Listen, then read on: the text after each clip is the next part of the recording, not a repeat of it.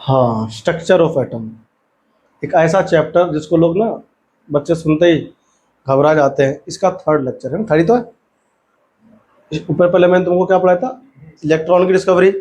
फिर पिछले लेक्चर में इलेक्ट्रॉन की डिस्कवरी, प्रोटॉन की डिस्कवरी, सॉरी प्रोटॉन की डिस्कवरी, उसकी जो एनोड रे होती है उसकी प्रॉपर्टी लिखवाई थी। फिर मैंने तुम्हें charge of electron, charge of proton, mass of electron, mass of proton.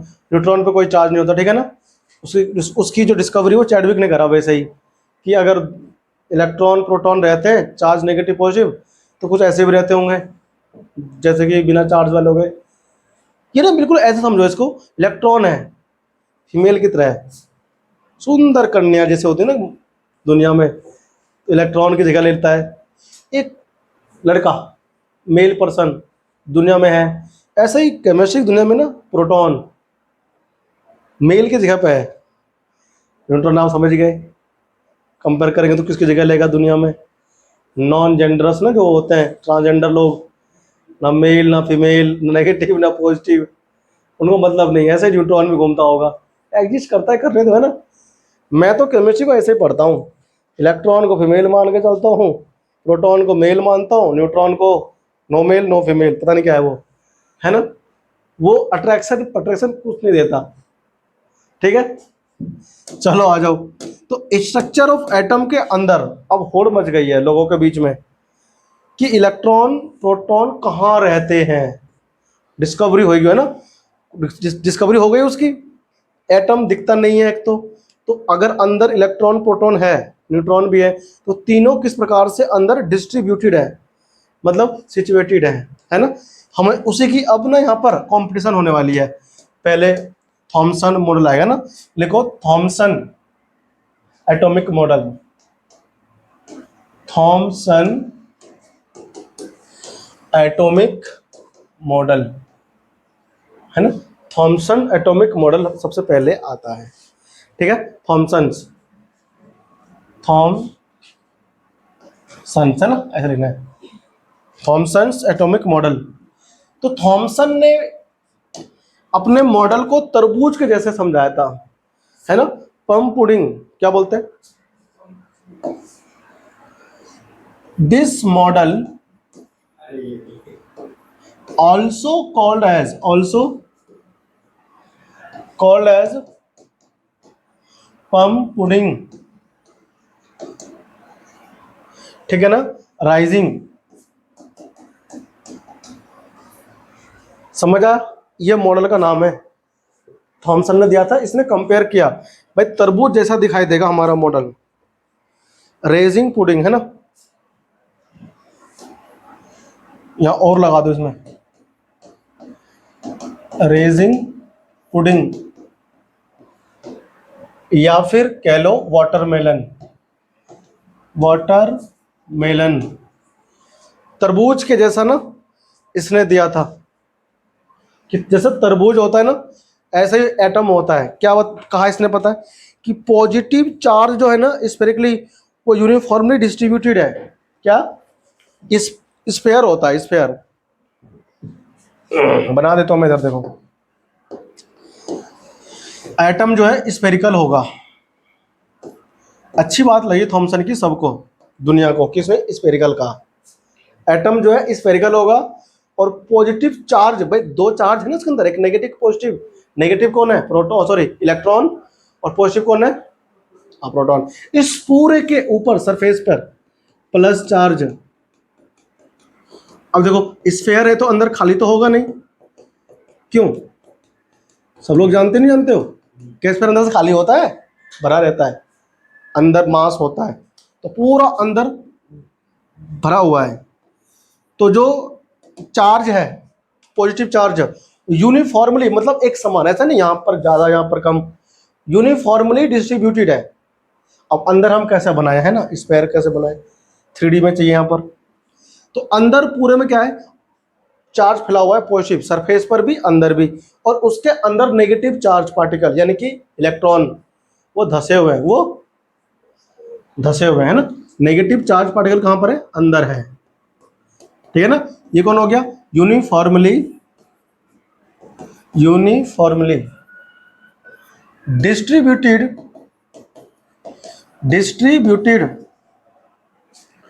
Positive charge on hall sphere, ठीक है। और नेगेटिव चार्ज जो होगा, नेगेटिव चार्ज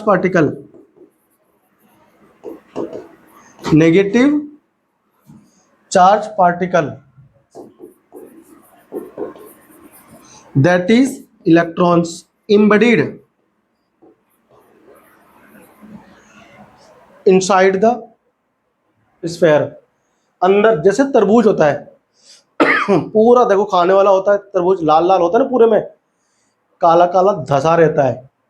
तो उसने कहा कि अगर तुम्हें एटम को समझना है, स्ट्रक्चर को, तो ऐसे समझो जैसे वाटरमेलन है, तरबूज है, खाने वाला हिस्सा गूदा लाल जो होता है वो पूरे में फैला होता है ना।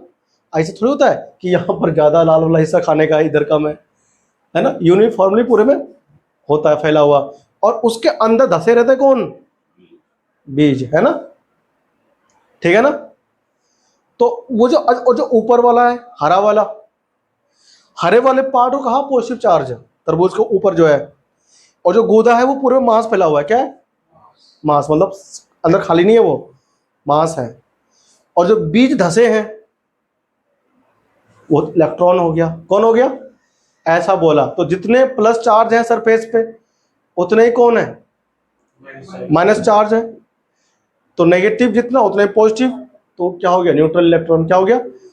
एटम हो गया न्यूट्रल, इलेक्ट्रॉन नहीं, न्यूट्रल हो गया एटम्स। जितना प्लस उतना ही माइनस। अगर 5 प्रोटॉन है तो 5 इलेक्ट्रॉन होंगे, 5 प्लस 5 माइनस, खत्म, कैंसिल आउट। हाँ, ये बोलता है ये। हाँ, वो हो गया पॉजिटिव चार्ज। खाने वाला है वो मास पूरे में फैला हुआ है, मास अंदर भरा हुआ है ना, उसे मास बोलते हैं। मास यार अमाउंट, सबस्टांस। और जो इलेक्ट्रॉन होगा, जो बीज घुसे हुए अंदर, वो इलेक्ट्रॉन हो गया। न्यूट्रॉन के बारे में कुछ खास बात इसने बताया नहीं दुनिया को, ठीक है ना। कह रहा यही है, तभी तो फेल होगा ही, देखना भी, ठीक है ना। तो इसमें लिखो क्या हुआ। हाँ, मास ऑफ एटम्स, वो क्या है? मास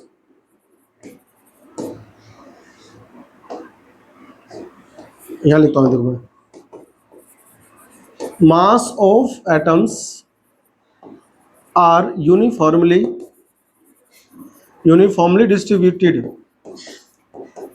distributed in whole atom। पूरे एटम के अंदर क्या है? इक्वली डिस्ट्रीब्यूटेड है, ठीक है। मतलब अंदर से खाली नहीं है, एटम भरा हुआ है पूरा। लेकिन ये फेल हो गया। लेकिन ये ब्रैकेट में लिखा है ONS, इलेक्ट्रॉन्स है शॉर्ट फॉर्म में, है ना। ONS नहीं है, ENS है ये। इलेक्ट्रॉन का शॉर्ट फॉर्म ई लिख के ऊपर नेगेटिव NS लगा देते हैं, इलेक्ट्रॉन्स बन जाता है। अब तो लंबा स्पेलिंग कौन लिखेगा ना, आलसी जमाने के लोग हैं। इसने क्या कहा? Atoms are spherical according to this model,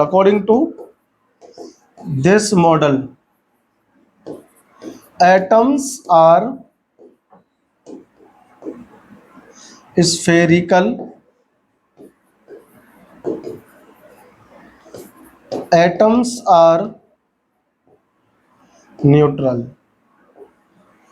इसके अलावा इसने और भी बातें कही जो अंदर भरा हुआ है ना। तो लेकिन वो फेल हो गया।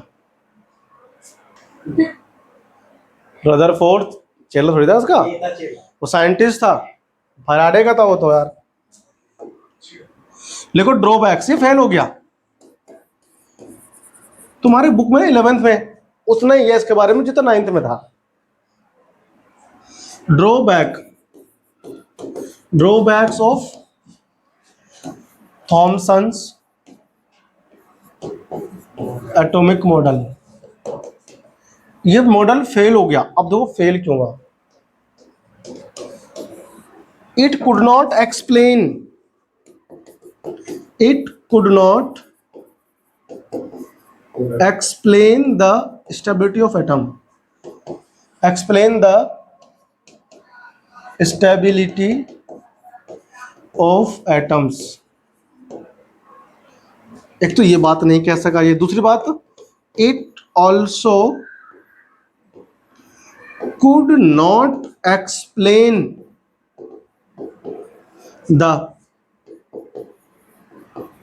further experiments result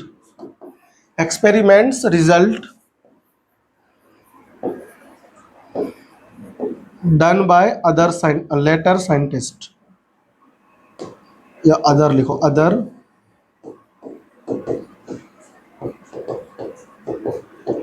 कुछ साइंटिस्टों ने बाद में एक्सपेरिमेंट किए और अपने रिजल्ट दिए। तो थॉमसन का जो था रिजल्ट उससे बिल्कुल विपरीत आया, अलग, अपोजिट। तो पूछा साइंटिस्टों ने कि भाई तुमने कहा जो, वो बात तो उसको हो नहीं रहा है एक्सपेरिमेंट से, तो उसको ही समझा नहीं पाया।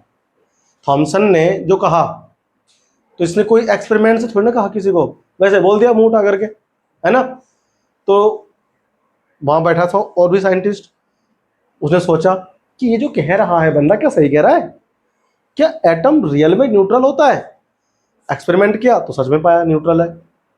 क्या एटम रियल में स्फेरिकल होता है, लोगों ने मान लिया चलो ठीक है स्फेरिकल होता होगा, दुनिया ने एक्सेप्ट कर ली।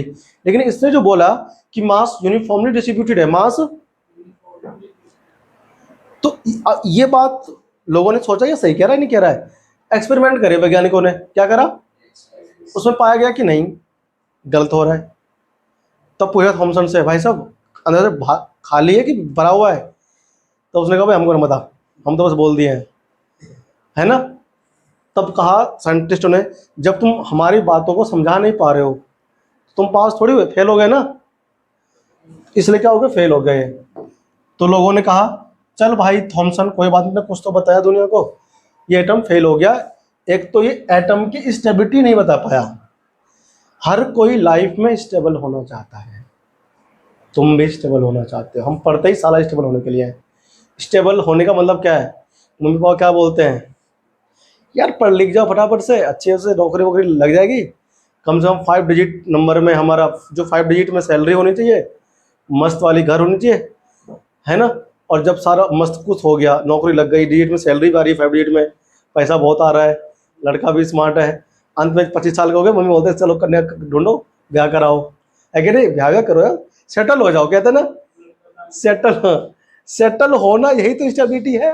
क्या है सेटल होना, यही तो स्टेब, तो स्टेबल है या नहीं है। स्टेबल का मतलब होता है अपने पैरों पे खड़ा है कि नहीं, है ना। स्टेबल होना चाहता है दुनिया में हर कोई। अब ना मेरी एक बात केमिस्ट्री में हमेशा ध्यान रखना, ये जो वर्ड स्टेबल है ना, यू साला बहुत आएगा हर जगह जहां पर बोलूंगा स्टेबिलिटी स्टेबिलिटी स्टेबल। तो स्टेबल होने का मतलब होता है, अब देखो मैं ऐसे खड़ा हूं 2 पैर पे, भाई मैं 4-5 घंटा 10 घंटा पढ़ा सकता हूँ पैर पे, लेकिन चल फिर गया ना। अब तुम मुझे बोलो कि एक पैर पे खड़ा हो जाए ऐसे, देखो अब मैं स्टेबल नहीं हूँ, ऐसे ऐसे हिल रहा हूँ, ये स्टेबल नहीं है ना, अनस्टेबल, देख लो ऐसे ऐसे हो रहा है, ये नाच गाना चल रहा है, ये स्टेबिलिटी नहीं है इस दुनिया में। जैसे कि हर व्यक्ति स्टेबल होना चाहता है, स्टेबल होने का मतलब है दुख दर्द से फ्री, मनचाहा चीजों से लथपथ, मतलब फुलफिल, है ना। मनचाहा मतलब हमको जो पसंद है वो मिल जाए, और ज्यादा स्टेबल, रसगुल्ला पसंद है रसगुल्ला मिल जाए, स्टेबल। ऐसे ही एटम भाई सब भी ना स्टेबल होना चाहते हैं, और एटम को स्टेबल कौन नहीं होने देता, इलेक्ट्रॉन प्रोटॉन, ये साले घटते बढ़ते रहते हैं, तो इनकी जो है स्टेबिलिटी वो गिरती पड़ती रहती है। एटम जैसे हमें ना लाइफ में, ऐसे एटम भी है, थोड़ा मजा आएगा केमिस्ट्री में। एक बात ध्यान रखना, हर कोई स्टेबल होना चाहता है, बस हम पढ़ते भी किस लिए हैं। हाँ तो एटम स्टेबल है, ये साला स्टेबल नहीं बता पाएगी क्यों है। एटम भी स्टेबल है, इससे पूछा क्यों स्टेबल है भाई, कह रहा नहीं पता। अभी ना आगे चल के फर्दर स्टेबल का मीनिंग तुम्हें समझ में आएगा अच्छे से। और केमिस्ट्री को ना लाइफ में ऐसे उतारो, जैसे तुम जी रहे हो ना लाइफ में, ऐसे ही एटम जी रहा है, दिखता नहीं है, और उसके अंदर ऐसे ही इलेक्ट्रॉन है प्रोटॉन है, सारी हरकतें ये साले ऐसे करते हैं जैसे हम लोग करते हैं, है ना। अभी हमारे पास थोड़ा सा ज़्यादा धन वन आ जाए, पैसा वैसा, देखो कूदने लगते हैं इधर उधर, क्या सोचते हैं, ए हमारे पास ये है, ये कर देंगे हम। अभी कहीं से अब मेरे पास आ जाओ 1 करोड़ रुपया, भाई साहब अलग रुतबा आ जाएगा, पढ़ाना बंद, एक मस्त वाला घर बन गया था 50 लाख रुपए का, है ना, उसके बाद गाड़ी घूम रहे हैं। ये क्या हुआ, पैसा आते अंदर एनर्जी आ गई अलग से, है ना। ऐसे ही इलेक्ट्रॉन होते हैं, एनर्जी मिल जाओ उसको, कूदना फिरना शुरू कर देते हैं, रंग दिखाना शुरू करते हैं वो, है ना। तो यहीं पर ऐसे होगा स्टेबिलिटी, ठीक है भाई, फेल हो गया। अब जैसे ना हर आगे आएगा रदरफोर्ड, कौन आएगा, तो थॉमसन ने जैसे ही एटम का मॉडल दिया, लोगों ने जोरदार तालियां बजाई, वाह वाह वाह। तो अगर कोई कामयाब हो रहा है, आगे बढ़ रहा है, कुछ चीजें दे रहा है, तो जो सामने लोग बैठे होते हैं ना, वो उनके अंदर किलस होती है, ये साला कैसे आगे बढ़ रहा है ना, टांग खींचेंगे तुम्हारा, इसके अंदर कभी निकालेंगे, क्या निकालेंगे। तो उसी बीच में जब मॉडल प्रस्तुत कर रहा था थॉमसन, तो सामने बैठे थे बहुत सारे साइंटिस्ट, तो वो भी बैठा था, उसने कहा साला कुछ गलत कह रहा है ये, कुछ रुक मैं बताऊंगा। चलो इसके बाद क्या आता है, रदरफोर्ड्स एटॉमिक मॉडल। तो रदरफोर्ड भैया जो है ना, वो क्या करता है, कहता है अच्छा क्या इसने सही कहा या गलत, वो लैब में जाकर पहले एक्सपेरिमेंट करता है। क्या करता है, अपने एटॉमिक मॉडल को देने से पहले रदरफोर्ड भाई साहब एक्सपेरिमेंट करेंगे। उसने अपने एक्सपेरिमेंट का नाम क्या दिया पता है, इस alpha particle scattering experiment, alpha particle scattering experiment दिया, ठीक है ना। उस चीज को मैं तुम्हें यहां पर दिखाऊंगा अभी, ठीक है ना। तो आप लिखो रदरफोर्ड्स, रदरफोर्ड्स क्या लिखे, रदरफोर्ड्स एटॉमिक मॉडल, अगला हमारा हेडिंग होगा एटॉमिक मॉडल, ठीक है ना। और इस मॉडल को हम लोग समझेंगे पीपीटी के माध्यम से ना, वहां थोड़ा ज्यादा अच्छे से समझ में आएगा, ठीक है ना। तो अपन वहां चलते हैं बराबर से डायग्राम पे, है ना। रदरफोर्ड एटॉमिक मॉडल लिख दिया, उसमें लिखो अल्फा रे। पहले हमें जानना है अल्फा रे क्या है। क्या है ना, जो रदरफोर्ड है उसने एक्सपेरिमेंट किया है, तो अल्फा रे पास करा उसने एटम के अंदर से। अल्फा के सिंबल बनाओ, अल्फा तो जरा ALPH होता है तो अल्फा, है ना। तो अब सिंबल बनाओ सिंपली, देखो अल्फा रे क्या होता है, हीलियम देखा है सब लोगों ने, एटम का नाम सुना है ना, हीलियम, हीलियम He हो गया। इसके अंदर 2 तो होते हैं एटॉमिक नंबर पे, 2 नंबर पे है, तो 4 इसका मास होता है, तो इसके अंदर 2 तो इलेक्ट्रॉन्स होते हैं, 2 इलेक्ट्रॉन्स होते हैं, और 2 ही क्या होते हैं, हाँ प्रोटॉन्स होते हैं। अगर दोनों इलेक्ट्रॉन हीलियम में से निकाल दिया जाए, दोनों हीलियम में से दोनों इलेक्ट्रॉन को बाहर निकाल दे, बता भाई अंदर होता है 2 इलेक्ट्रॉन 2 प्रोटॉन, 2 इलेक्ट्रॉन बाहर निकल गया, कौन बचा अंदर, प्रोटॉन बचे दोनों। तो 2 निकले ना इलेक्ट्रॉन, तो डबली बोलते हैं, 1 फिर 2 डबल, तो डबली charge, are Dabali ionise, ionise का मतलब होता है अंदर से इलेक्ट्रॉन बाहर निकल गए दोनों, तो अंदर प्लस चार्ज बचा कितना, 2, तो जो 2 प्लस चार्ज बचा उसी को बोला अल्फा रे। क्या बोला उसको, अल्फा रे क्या होता है, हीलियम एटम होता है, तुम्हें पता है जो सन है, कहते हैं हीलियम खोज सन से हुई है, जो वहां बिल्कुल इतना ज्यादा टेम्परेचर है वहीं पर पाया गया हीलियम एटम्स, है ना।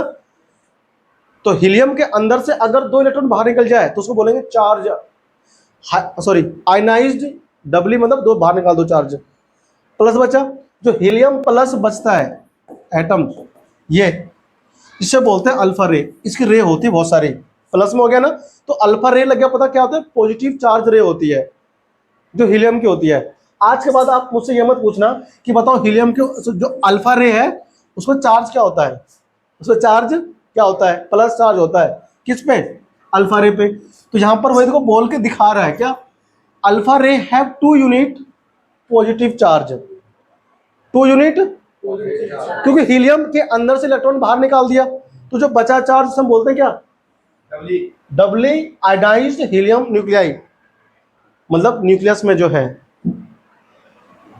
4 यूनिट मास होता है, due to 2 proton and 2 neutron. अंदर कौन है, 2 प्रोटॉन और 2 न्यूट्रॉन होते हैं, उसकी वजह से उस पर मास है।